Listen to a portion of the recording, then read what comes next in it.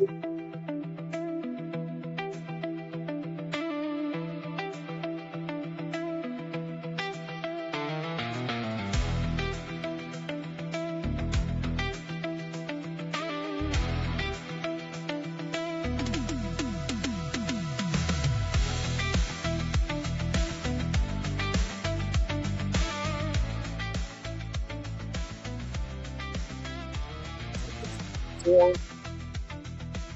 I am a lifelong Denver Broncos. My second longest probably over there is the Los Angeles Dodgers. Although many of you would probably think I'm a more rabid Dodger fan than Bronco fan, and that's probably true today. There was a time in my younger years, though, that let's just say nobody wanted to be around me when the Broncos were on TV. My fourth place team in length of fandom is the Seattle Mariners. Now, look, I moved up here in 1982 the first time, and in those days there was no chance that the Dodgers and the Mariners would ever meet in the playoffs. Well, they could meet in the playoffs. They could meet in the World Series, but that was it.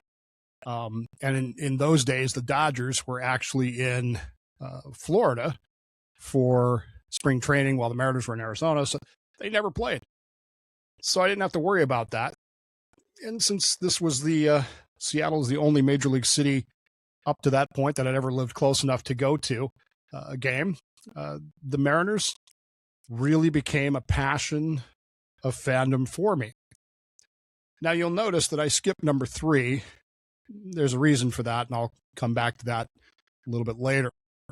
I was listening the other day to discussions about sports teams, stadiums, and in this particular case, the fiasco over the Tampa Bay Rays and their new stadium that is being built with public dollars, or that wants to be built with public dollars. There's also the Chicago Bears, the Dallas Stars, and Mavericks, all these teams that are actively agitating for new taxpayer-funded stadiums, or at least stadium deals. And this all got me to thinking. When push comes to shove, why do we support the teams that we support? Now, it'd be easy to say it's geography. I grew up in Denver. Yes, I was born in Oklahoma. I'm a native Oklahoman, but I was raised in Denver. When we moved to Denver in August of 1966, the house we lived in was about 3 blocks from what was then Bears Stadium. Later, it became Mile High Stadium. And my parents were very religious. We went to church every Sunday, and it was not unusual for us to not be able to get into our own driveway when we got home because people would be just parked in the neighborhood and walk into the stadium.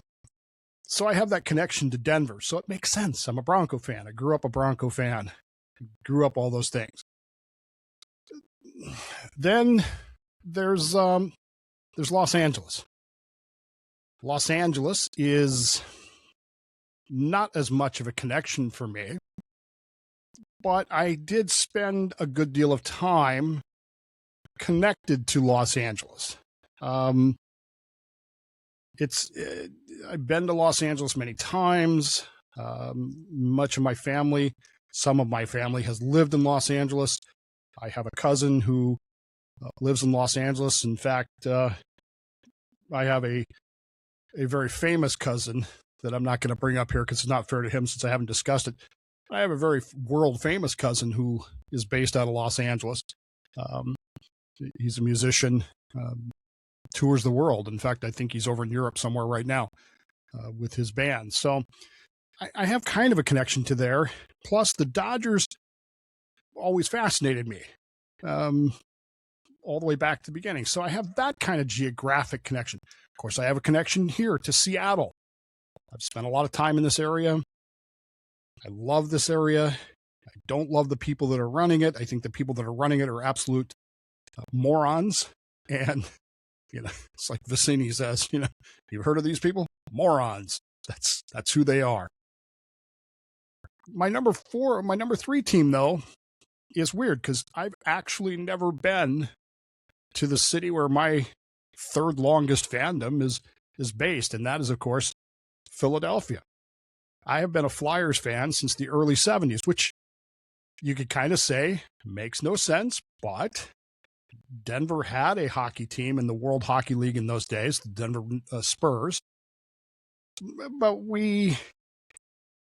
I don't know, my dad had no interest in hockey at all, none. And so for us, it was just never a thing. We never went to see the Nuggets, or the Rockets as they were then. They later became the Nuggets. We either went to see the Broncos, and there were 3 occasions where I got to see the Broncos in Mile High Stadium, 2 with my dad and 1 with my best friend. Or, on occasion, my dad would take us to the Denver Bears games, and we would see baseball, minor league baseball. I've never been to Philadelphia.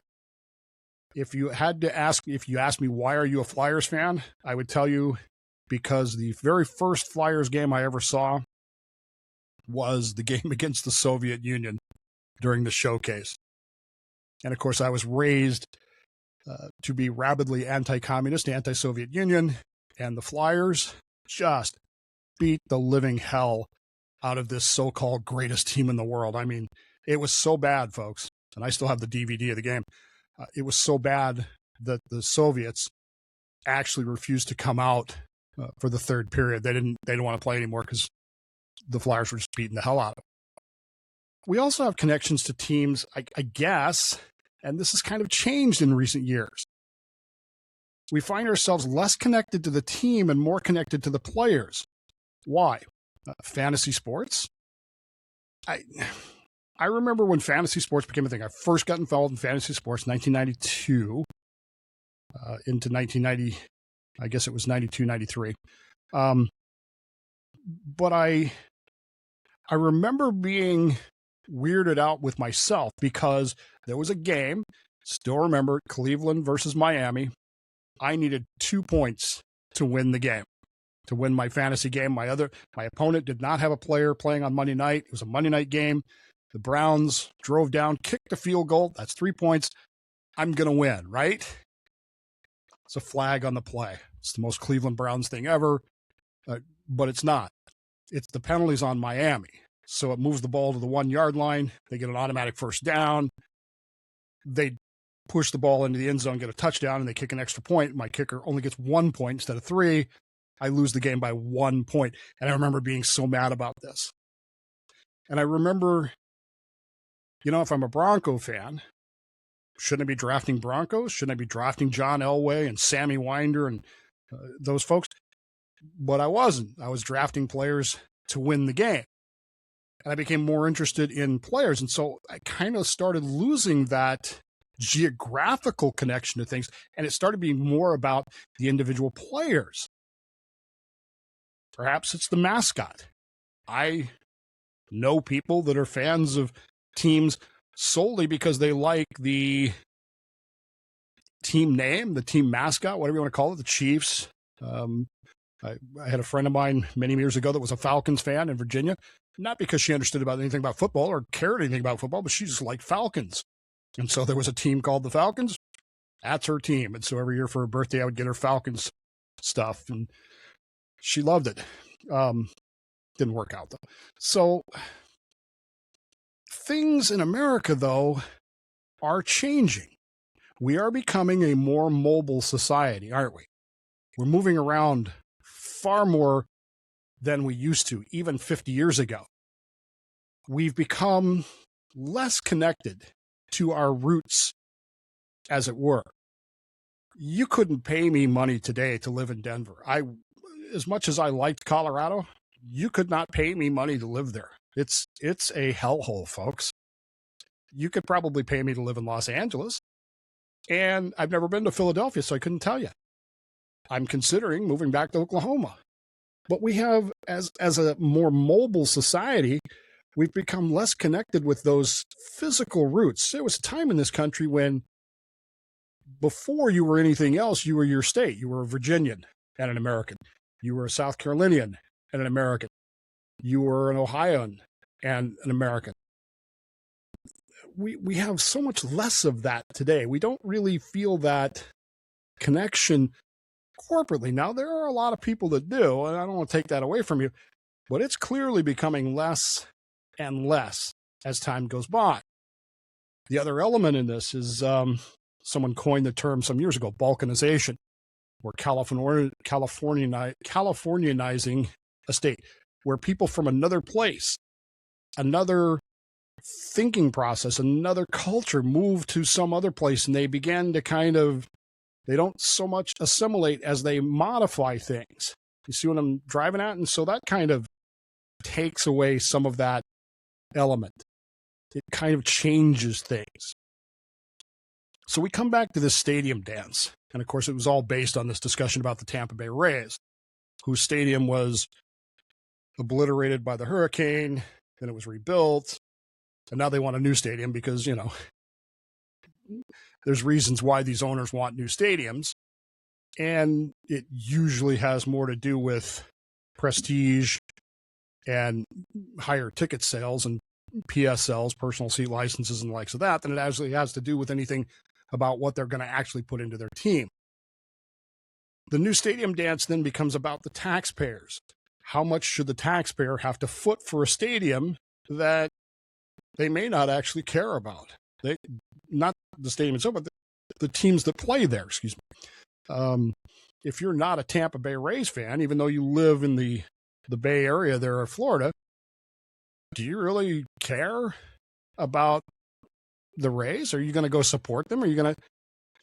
Seattle built 2 new stadiums up here, Lumen Field and T-Mobile Stadium, or whatever it is now. I don't remember the name of it now. Of course, now it's the World Cup, so they're nothing named. They're just FIFA Stadium. Anyway, when I was here before, it was the Kingdome.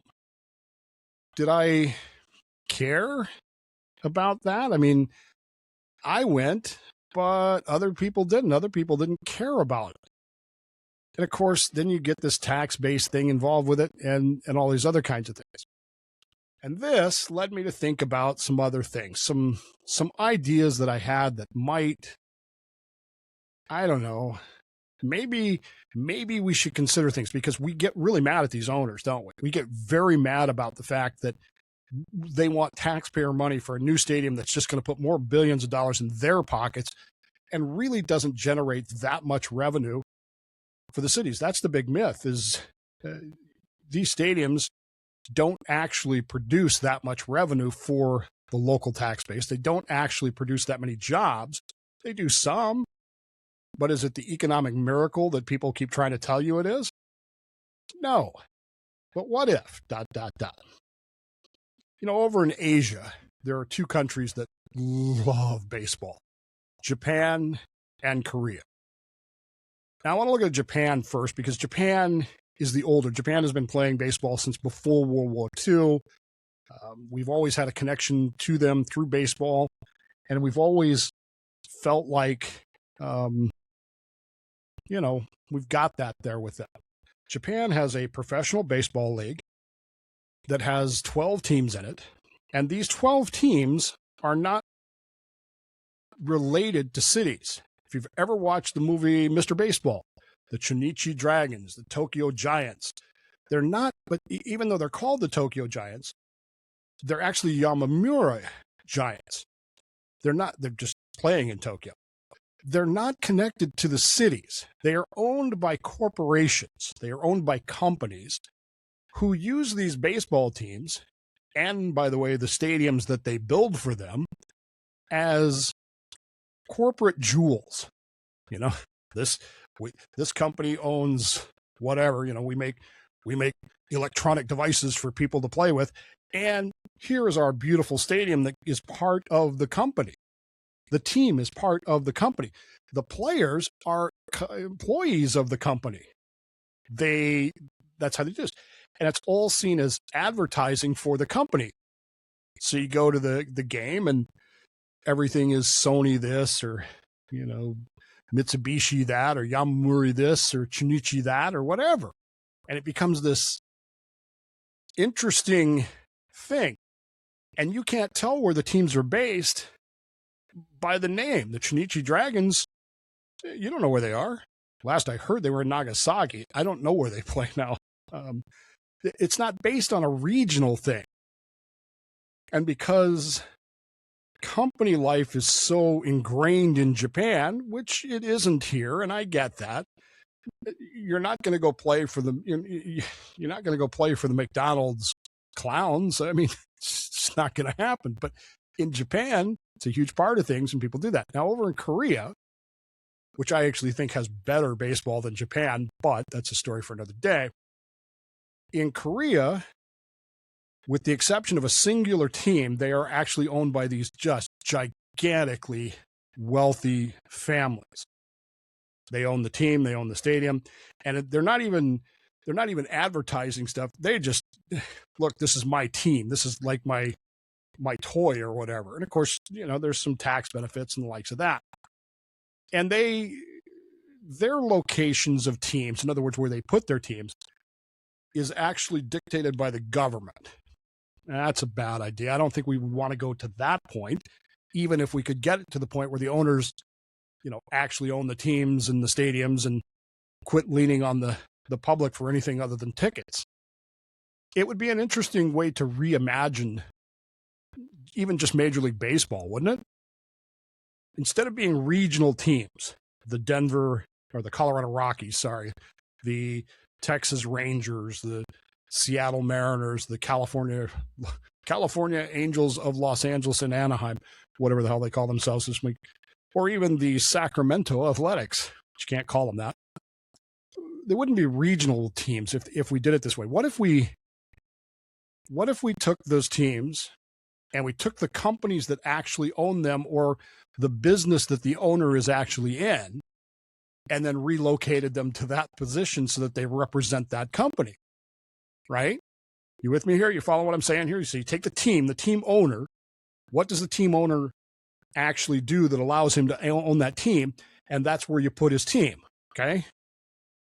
So the Cleveland Guardians, they moved to Detroit.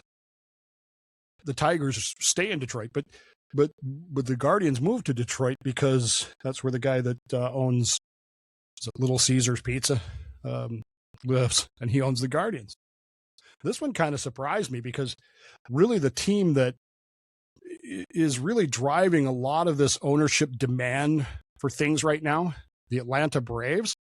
The Atlanta Braves have a really unique setup. They own Truist Park.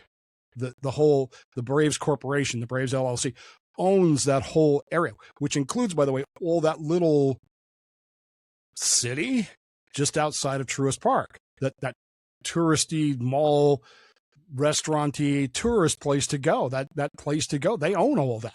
So even if the Braves aren't in town, if you go down to Truist and you walk through all their city, their whole thing there, everything you buy, everything you spend, everything still benefits the Braves LLC.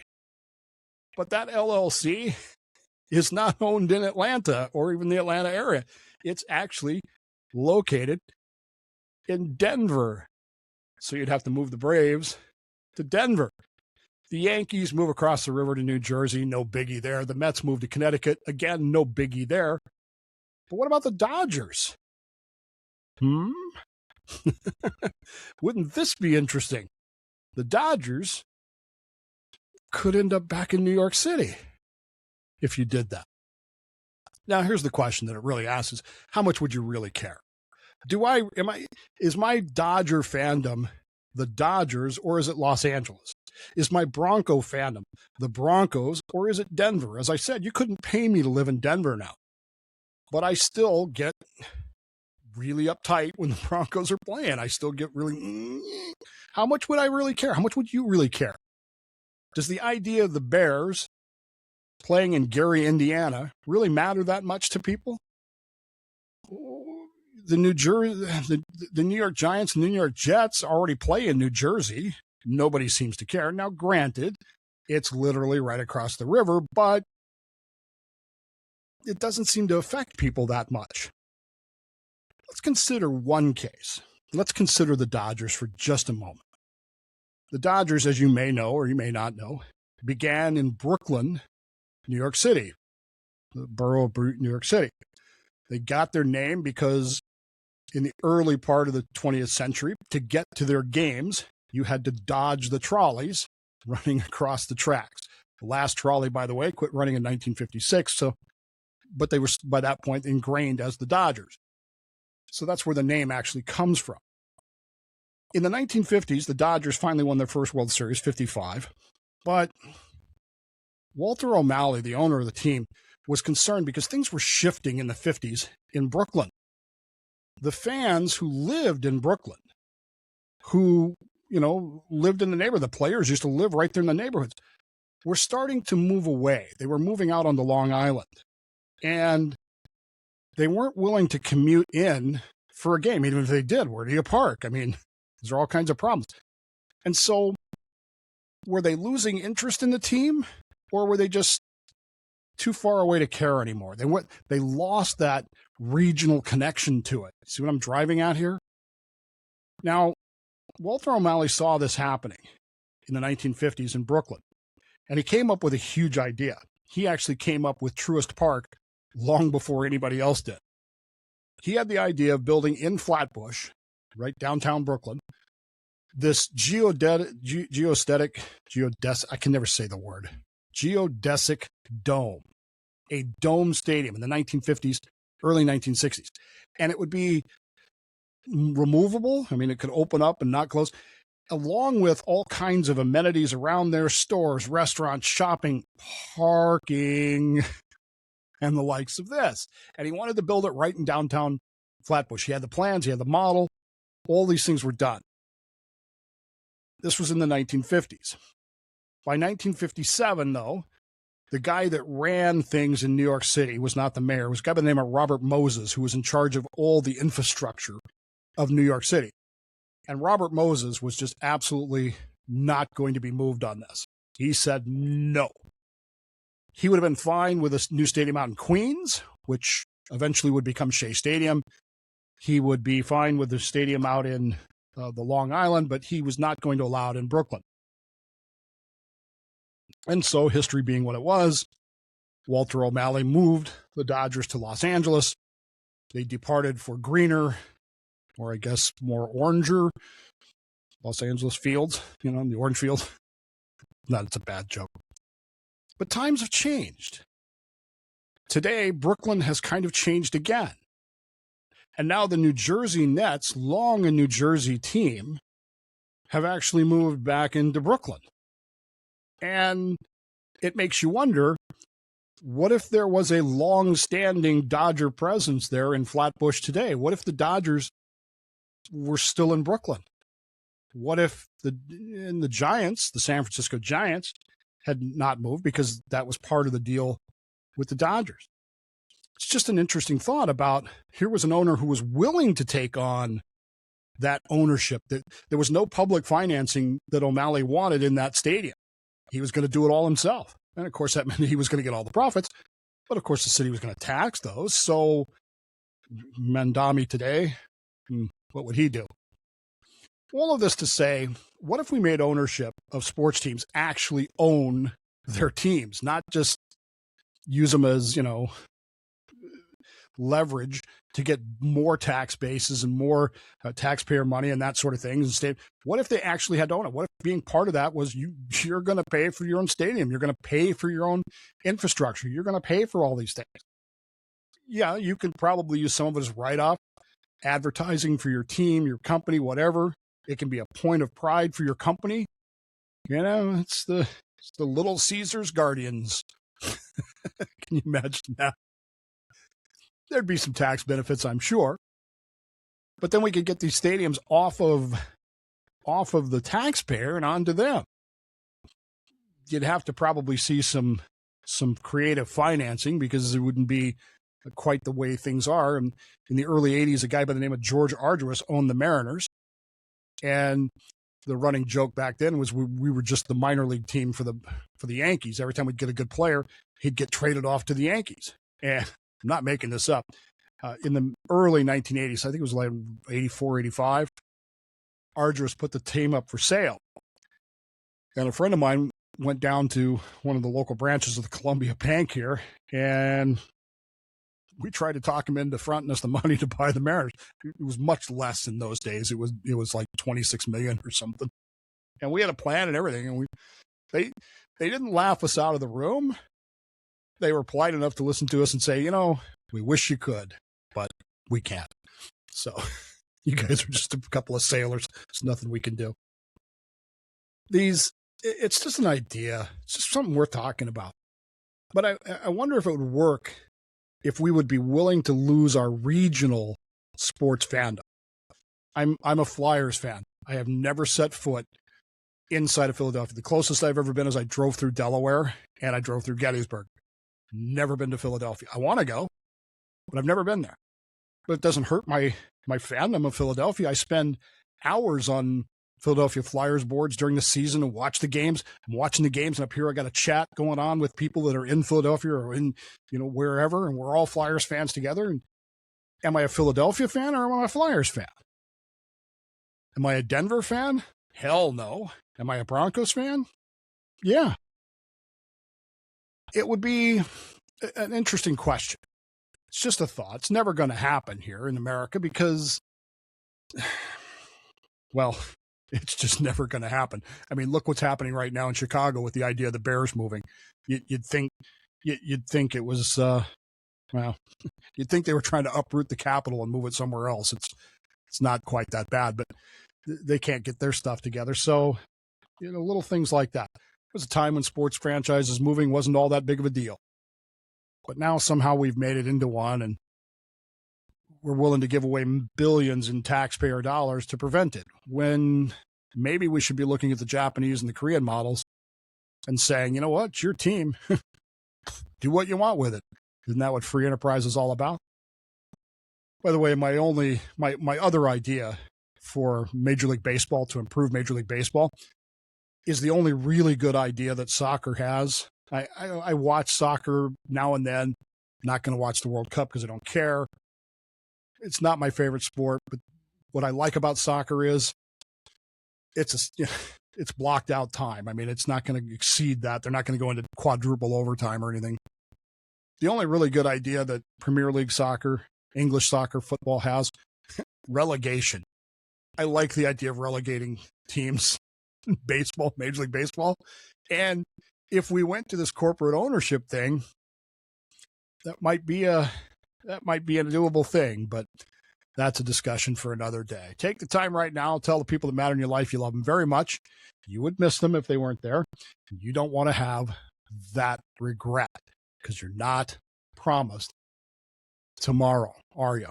So don't do that. I'm trying to use a new system here, so it's kind of screwing me up. For the Denver Broncos, the Los Angeles Dodgers, the Philadelphia Flyers,